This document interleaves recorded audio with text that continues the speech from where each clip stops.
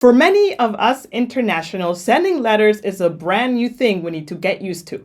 In this video, we're going to talk about the different types of envelopes and 7 examples on how to write an address on these envelopes. Hey, my name is Jen and I'm from Guatemala. And my name is Yvonne and I'm German. And together we're from simplegermany.com, where we create English content to empower internationals to settle into life in Germany more smoothly. First, let's talk about the different types of envelope sizes you will encounter. I mean, there's an abundance. You can find the regular postcard or like birthday card, whatever card type of envelope, then the traditional letter type of envelope, then this weird in-between size, and then of course the big one that I think a lot of you got confused on where to write it, if you handle it like this or like that, but we will get into that. Yes, but most importantly, there are 2 buckets of envelopes, the envelopes with a window and the envelopes without a window. On an envelope, regardless of the size, there is usually a straightforward format. You only write on the front. You never write on the back, even though some Germans do it, because it used to be a thing, but it no longer is. Die Deutsche Post says only write on the front. And it's very straightforward. The postage, the stamp or whatever postage you use always goes in the top right corner. The recipient always goes in the bottom left corner, but never really to the edge. The edges always need to be free. So bottom right corner is recipient, and the sender always goes in the top left corner. That is how you write an address in the correct way, regardless of the size of the envelope. So just to make it abundantly clear, even if you have an envelope that is this big, you still need to follow the same formula. Postage, recipients, sender's address. So the way we just shown it twice is the correct way if the envelope does not have a window.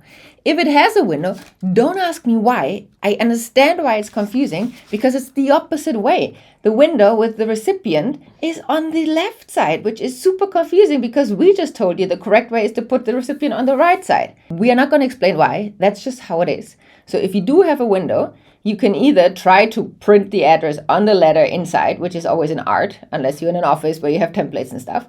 Or you could either put a sticker, a white sticker from the outside to cover the window, or what I've also done, I have literally gone into the envelope, wrote my address on a white paper that is big enough, bigger than the window, stuck it in from the outside, inside, and just covered it up, just to simplify it, to not overprint and letter.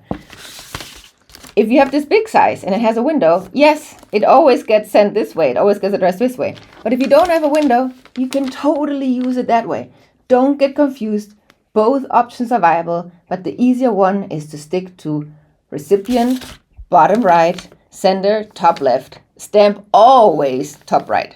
And I have a question. So where do you put the sender's information on this one if the window is here? So if you have a window, you usually print the letter with the recipient address and a thin line on top with the sender address. Yeah, so we don't send letters with windows because it's just too complicated. But if you do want to do it, just follow what the window tells you where the address goes. But in this case, our sender's information was here with a stamp on the top. Yeah, because it was a professional machine that printed it. Yeah. So it really, there's variance depending on how it's being sent, whether it's a company or private person. But okay. Again, we will go into it. So now let's go into our 7 examples because we could ramble endlessly about envelopes. So the first example is going to be a very simple one, and that is for a private person. As you see, the format is pretty simple. You have the first and last name, then you have the street name and the house number, and then the zip code and the city. This is, of course, for letters that go within Germany. Yes. In the second example, when you want to send it to an entire family and you want to be inclusive, that it's directed to everyone, you can just replace the first and last name of the previous example with Familie Müller, for example. So Familie plus the last name of the family. The rest stays the same. Exactly. Third example is like in our case, we have 2 names or last names on our mailbox. And for this, the same principle, you can put the first name. So in my case, like Jen Palacios, and then a backslash, and then Yvonne Koppen, and that would be name 1, name 2, and the rest of the address stays the same. Instead of the backslash, you can also put the end sign. So it pretty Or a much dash. just dash, whatever. Just have both names on there if you want to address both people.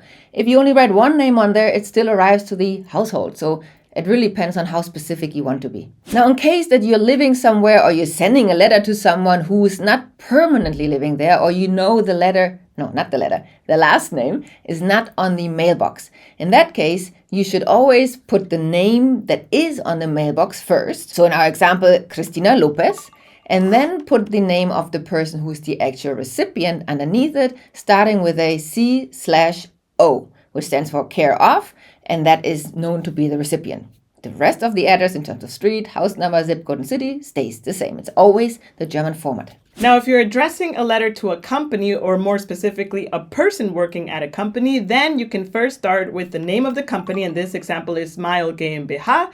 Then you have the department, which is marketing, /, and then you need to prefix the name with the Z.H, which in German stands for Zu Händen, which means to the hands of, and the name of the person who is going to receive the letter, and the rest of the address remains the same.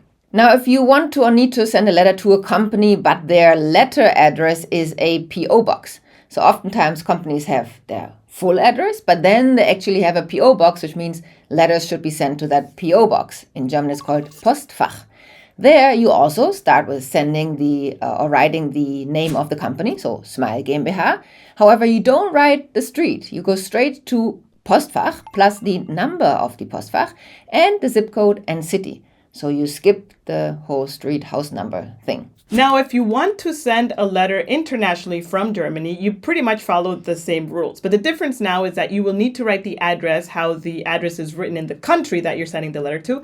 And usually you find this address either on the website of the company or institution that you're sending the letter to, or the person tells you the address. So in this example, I'm sending a letter to myself in Guatemala. So I would put my first name, then it would be how it's written in Guatemala. But most importantly, I need to put the country name in English and ideally all caps. So in this case, it would say Guatemala. Additionally to that, the Deutsche Post recommends to still write airmail somewhere on the envelope, just so it is transported quicker and not on a boat. Yeah, sometimes if you send it manually at a post office, they also put like a blue priority sticker or something on it. But if you don't do that, if you have the stamp page and you just put it in a mailbox, be sure to write airmail, because otherwise it might actually go by boat, and that takes long. Now that you know how to write an address on an envelope in Germany, then make sure to check out our video here on the left, which is on how to send a letter in Germany.